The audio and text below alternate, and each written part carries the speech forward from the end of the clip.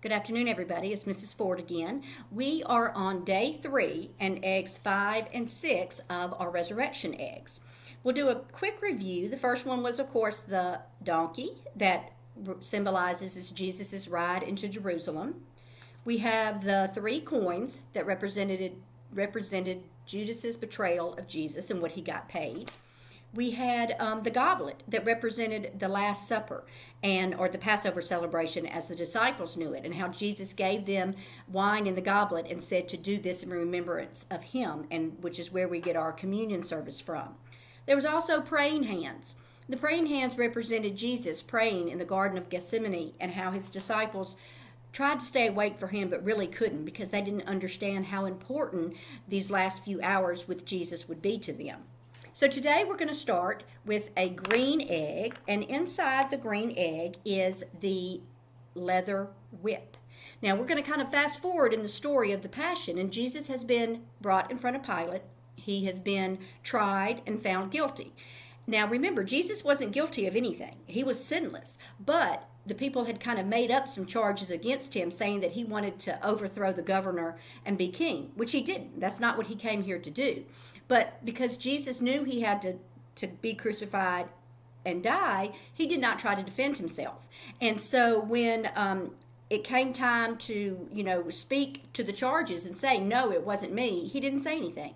And so Pilate had no choice but to sentence him to death. And before they did that, they scourged him. They took a rope, or a piece of leather, and they put rocks in it.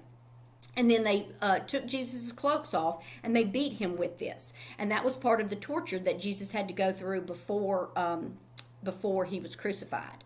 The second egg is the light yellow egg, and it has the crown of thorns.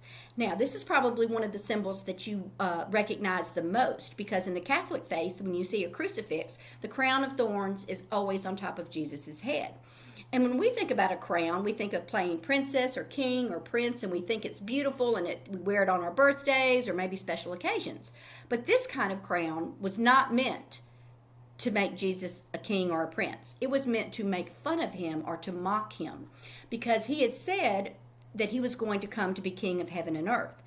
And people didn't understand that. People thought he wanted to be an earthly king, and he did not. So they made this crown, and instead of making it out of gold and jewels, they made it out of thorns. And they put it on his head so that it pierced his skin and caused him to bleed and was painful for him.